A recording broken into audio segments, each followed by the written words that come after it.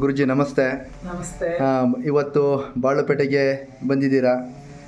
ಒಂದು ಗೃಹ ಪ್ರವೇಶ, ನಮ್ಮ ಯೋಗ ಕುಟುಂಬದ ಸದಸ್ಯರಾದ ಶ್ರೀಯುತ ಅರುಣ್ ಕುಮಾರ್ ಅವರ ಗೃಹ ಪ್ರವೇಶಕ್ಕೆ ನೀವು ಆಗಮಿಸಿದ್ದೀರಾ ಬಾಳುಪೇಟೆಗೆ. ಮತ್ತು ನಮ್ಮ ಎಲ್ಲ ಯೋಗ ತಂಡದ ಆದಷ್ಟು ಸದಸ್ಯರುಗಳನ್ನ ಭೇಟಿ ಮಾಡ್ತಾಯಿದ್ದೀರಾ. ಈಗ ನಮ್ಮ ಮಹೇಶ್ ಅಣ್ಣನವ್ರ ಮನೆಗೆ ಬಂದಿದ್ದೀವಿ ಗುರುಜಿ. ಅವ್ರನ್ನ ಮಾತಾಡಿಸಿ ಗುರುಜಿ. ನಮಸ್ತೆ. ಅವ್ರನ್ನ ಕೇಳಿ ಏನಾಯ್ತು. ಈಗ 5 ತಿಂಗಳಾಯ್ತು ನಾನು ಕ್ಯಾಂಪ್ ಮಾಡಿ ಹೋಗಿ.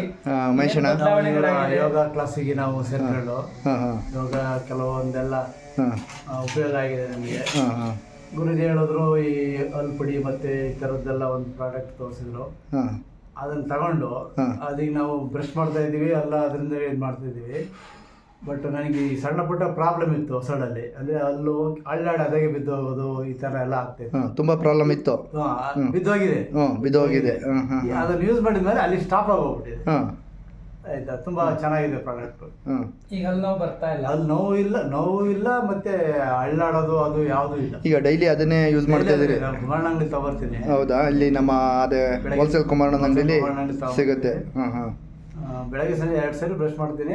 ಬಟ್ ಒಳ್ಳೆ ಉಪಯುಕ್ತ. ಮೊದಲೆಲ್ಲ ಯಾವ್ದು ಯೂಸ್ ಮಾಡ್ತಾ ಇದ್ರಿ? ಮೊದಲು ನಾವು ಪೇಸ್ಟ್ ಯೂಸ್ ಮಾಡ್ತಿದ್ವಿ, ಕಾಲ್ಗೇಟ್ ಮತ್ತೆ ಈ ತರ ಡಾಬರ್ ರೆಡ್ ಯೂಸ್ ಮಾಡ್ತಿದ್ವು.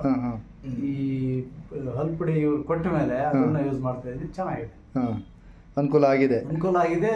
ಸಮಸ್ಯೆ ಬಗೆಹರಿದಿದೆ. ಅದನ್ನ ಕಂಟಿನ್ಯೂ ಮಾಡ್ತೀರಾ? ಕಂಟಿನ್ಯೂ ಮಾಡ್ಬೇಕಂತಿದೆ. ಎಲ್ಲಿವರೆಗೆ ಸಿಗುತ್ತೆ ಆ ಪ್ರಾಡಕ್ಟ್? ಇಲ್ಲ ಗುರುಜಿ ಕೊಡ್ತಾರೆ. ಸಿಗುತ್ತೆ ಬಿಡ್ರಿ. ಆಮೇಲೆ ಗುರುಜಿ ಮಲ್ಲಿಕಣ್ಣಂದು ವಿಚಾರ ಹೇಳ್ತಾ ಇದ್ರಿ. ಅವರೆಲ್ಲ ತುಂಬ ಅನುಕೂಲ ಆಯಿತು ಈ ಕ್ಯಾಂಪಿಂದ. ಮತ್ತೆ ಯಾವಾಗ ಬರ್ತಾರೆ ಗುರೂಜಿ ಅಂತ ಕೇಳ್ತಾ ಇದ್ರು ಅಂತ ಹೇಳ್ತಾ ಇದ್ರಿ. ಹೌದು, ಅವರು ಕೂಡ ಸಂಪರ್ಕದಲ್ಲಿ ಇದ್ದಾರೆ. ಅವರು ಕ್ಯಾಂಪ್ನ ಶಿಬಿರದಲ್ಲಿ ಅಟೆಂಡ್ ಮಾಡಕ್ ಆಗಿಲ್ಲ ಅಂದ್ರೂ ಕೂಡ ಅಲ್ಲಿದ್ದಾಗ ಶಿಬಿರದಲ್ಲಿ ಬಂದು 2-3 ದಿನಗಳ ಕಾಲ ಸ್ಟ್ರೆಚಿಂಗ್ ಥೆರಪಿ ಮಾಡಿಸ್ಕೊಂಡ್ರು. ಅದಾದ ನಂತರದಲ್ಲಿ ಆಹಾರದಲ್ಲಿ ಸ್ವಲ್ಪ ಬದಲಾವಣೆಗಳನ್ನ ಹೇಳಿದ್ದೆ ಅವ್ರಿಗೆ.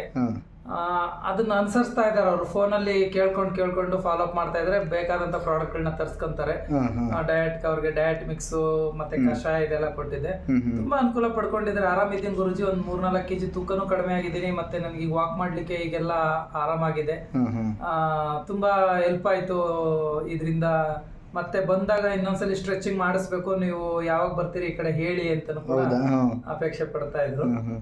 ಈಗ ಭೇಟಿ ಮಾಡೋಣ ಅಂತ. ಆರೋಗ್ಯ ಸಾಕಷ್ಟು ಸುಧಾರಿಸಿದೆ ಅಂತ ಕಾಣುತ್ತೆ ಅವರಿಗೆ.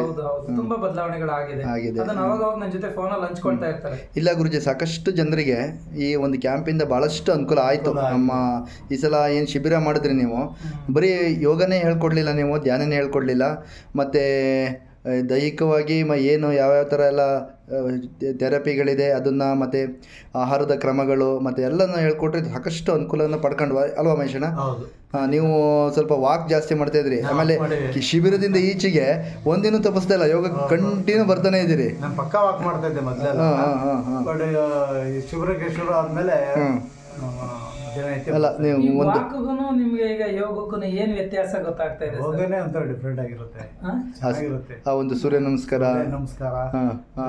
ಪ್ರಾಣಾಯಾಮ ಚೆನ್ನಾಗಿರುತ್ತೆ. ವಾಕ್ ಮಾಡ್ಕೊಂಡು ಯೋಗ ಮಾಡೋದಿದೆಯಲ್ಲ,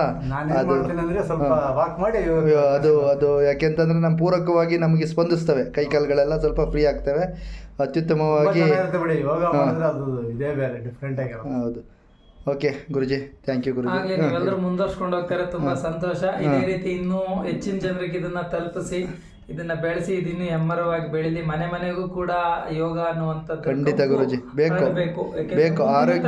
ಆರೋಗ್ಯ ಅನ್ನೋದು ಮುಂದಿನ ತಲೆಮಾರು ನಾವೇನಾದ್ರೂ ಕೊಡುಗೆ ಹಾಕಿ ಕೊಟ್ಟು ಹೋಗ್ತೀವಿ ಅಂದ್ರೆ ಇಂಥ ಒಳ್ಳೆ ಅಭ್ಯಾಸಗಳನ್ನ ರೂಢಿಸ್ಕೊಟ್ರೆ ಅದಕ್ಕಿಂತ ದೊಡ್ಡ ಆಸ್ತಿ ಮತ್ತೊಂದಿಲ್ಲ ನಮ್ಮ ಮಕ್ಕಳುಗಳು. ಹೌದು, ಖಂಡಿತ ಗುರುಜಿ. ಇವತ್ತಿನ ಜನ್ರೇಷನ್ಗೆ ಇದು ಗೊತ್ತಾಗ್ತಿಲ್ಲ, ಆರೋಗ್ಯ ಅನ್ನೋದು ಎಷ್ಟು ಇಂಪಾರ್ಟೆಂಟ್ ಅನ್ನೋದು ಗೊತ್ತಾಗ್ತಿಲ್ಲ. ನೀವು ಈ ಥರ ತಿಳಿಸ್ಕೊಟ್ಟಿರೋದ್ರಿಂದ ಭಾಳಷ್ಟು ಜನಕ್ಕೆ ಅನುಕೂಲ ಆಗ್ತಾ ಇದೆ. ಸಮೇತ ಪೌಡರ್ನ ಬೆಂಗಳೂರಿಗೆ ಕೊಟ್ಟು ಕಳಿಸಿದ್ದೀನಿ. ಹೌದಾ? Okay thank you. ಓಕೆ ನಮಸ್ತೆ Guruji. Okay Mahesh, thank you.